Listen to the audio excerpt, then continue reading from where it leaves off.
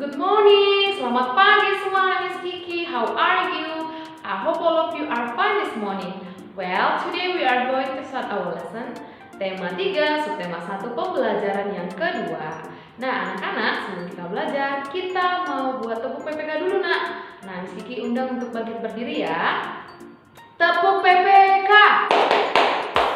Religius, nasionalis, mandiri, gotong royong, integritas. Salam PPK. Salam cerdas, berkarakter, menyenangkan, luar biasa, hebat. Tepuk semangat. Semangat. Salam literasi. Ayo baca. Nah, anak-anak harus membaca di rumah ya.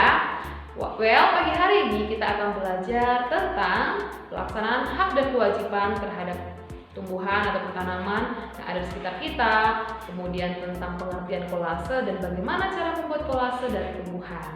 So, let's take a break. Kita berdoa.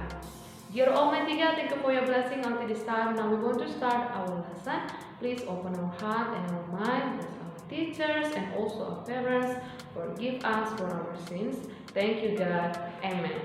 Well, mari belajar dengan penuh semangat. Baiklah anak-anak, hari ini kita akan belajar tentang pelaksanaan hak dan kewajiban dalam memanfaatkan tanaman.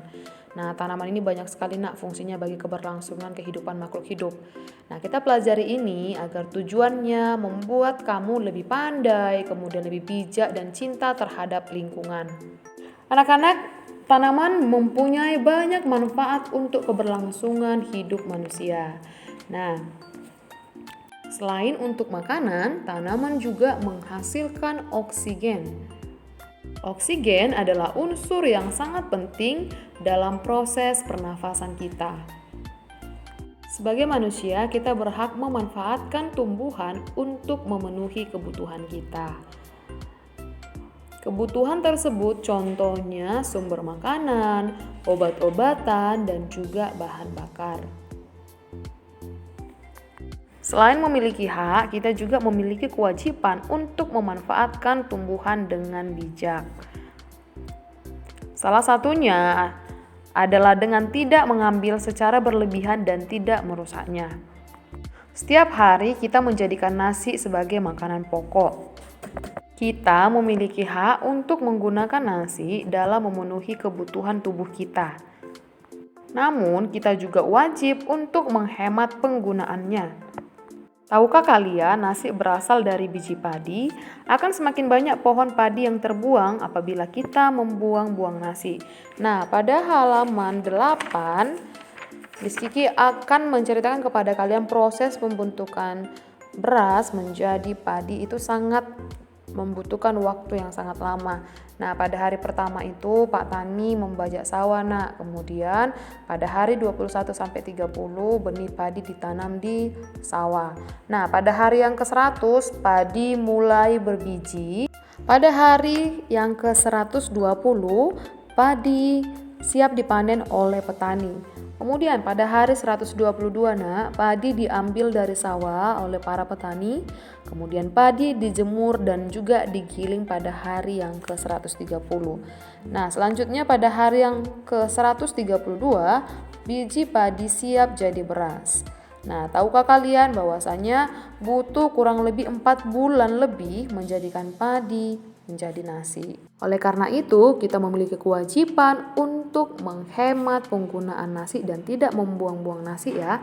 Tanaman yang kita rawat menjadi subur. Ketika tanaman subur, kita akan mendapatkan manfaat yang lebih baik dari tanaman. Ada beberapa manfaat dalam menanam tanaman. Yang pertama, membuat udara menjadi segar, kemudian menambah cadangan air tanah, lalu menjaga populasi makhluk hidup, kemudian memperoleh udara segar. Akan tetapi, kita juga berkewajiban merawat tanaman dengan cara menyirami, memberi pupuk secara teratur agar tidak layu dan mati. Perhatikanlah gambar pada halaman 9 buku tema 3. Berdasarkan gambar tersebut, mari kita perhatikan apa yang dilakukan orang pada gambar tersebut. Gambar A, ada beberapa orang yang sedang menebang pohon. Gambar B adalah menanam pohon. Kemudian gambar C merusak tanaman. Selanjutnya, apakah tindakan tersebut baik? Mengapa? Pada gambar A, tindakan tersebut kurang baik, karena dapat merusak lingkungan. Selanjutnya pada gambar B, baik karena menjaga kelestarian tanaman. Sedangkan pada gambar C, itu merupakan tindakan yang tidak baik karena dapat membuat tanaman mati. Pertanyaan selanjutnya adalah, apa dampaknya bagi lingkungan? Pada gambar A, dampaknya adalah hutan menjadi gundul. Pada gambar B, dampaknya menjadi lingkungan menjadi hijau. Sedangkan gambar C akan banyak tanaman yang rusak. Pertanyaan selanjutnya, apa dampaknya bagi orang lain? Pada gambar A, akan membuat orang susah ketika banjir dan tanah longsor. Selanjutnya, pada gambar B, dampaknya adalah orang lain dapat menikmati lingkungan yang asri dan udara menjadi segar. Sedangkan dampaknya bagi orang lain di gambar C adalah orang lain tidak dapat menikmati keindahan tumbuhan karena lingkungan menjadi gersang. Pertanyaan selanjutnya, apakah perbuatan dalam gambar tersebut melanggar hak orang lain? Mengapa?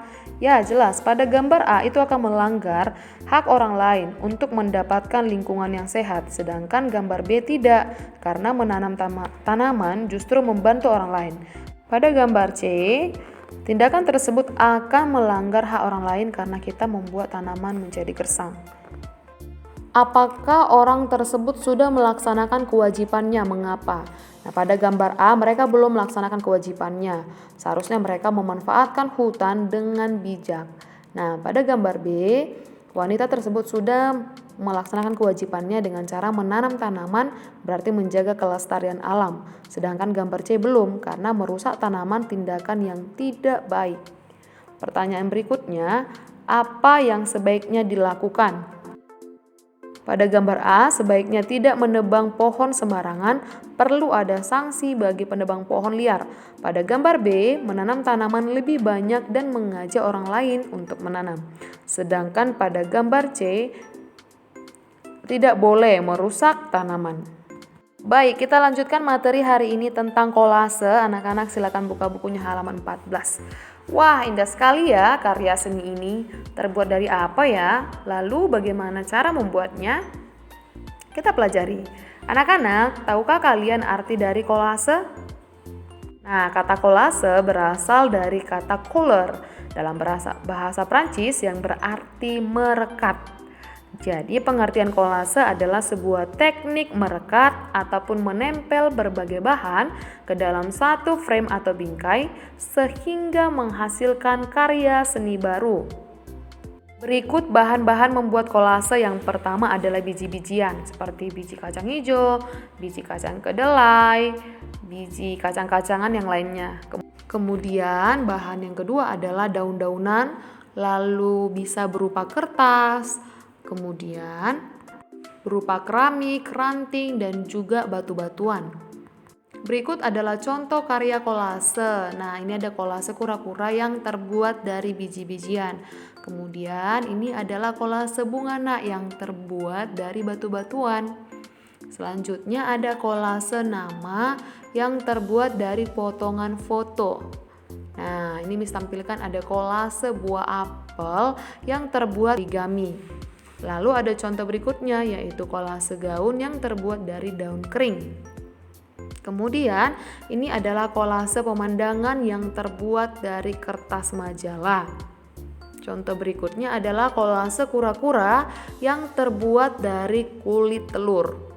Ini yang unik, ada kolase nanas yang terbuat dari rautan pensil. Bagus bukan? Langkah-langkah dalam membuat kolase yang menarik. Yang pertama, kita harus menyiapkan sketsa gambar yang kamu sukai. Selanjutnya, siapkan bahannya yaitu lem untuk menempel, kemudian kamu menyiapkan biji-bijiannya, lalu kertasnya, kemudian ranting ataupun daun sesuai dengan apa yang kamu kreasikan. Bisa berupa kalender bekas ataupun kertas gambar, lalu sediakan pewarnanya, gunting, pensil, dan juga lem. Selanjutnya, aturlah daun-daun ataupun batang tumbuhan yang menutupi sketsa gambarmu. Daun dan ranting bisa kamu beri pewarna terlebih dahulu. Perhatikan ukuran, perpaduan warna, dan bentuknya. Selanjutnya yang keempat, tempelkan daun atau batang kering pada kertas gambarmu dengan menggunakan lem. Nah, selesai membuat kolase, demikian hasilnya. Anak-anak bisa membuat kreasi kolase dari tumbuhan secara mandiri di rumah. Selamat berlatih ya! Well, that's all about our lesson this morning. Nah, anak-anak, Miss Kiki tetap mengajak kalian untuk semangat belajar dan juga mengerjakan tugas maupun catatannya dengan rapi dan mengumpulkannya tepat waktu. Kita berdoa ya, Nak. Dear Almighty God, thank you for your blessing until this time. Now we have finished our lesson and we will continue our activities. Please bless all of us. Thank you, God. Amen. Goodbye, my dear students. Stay safe and keep learning. God bless you.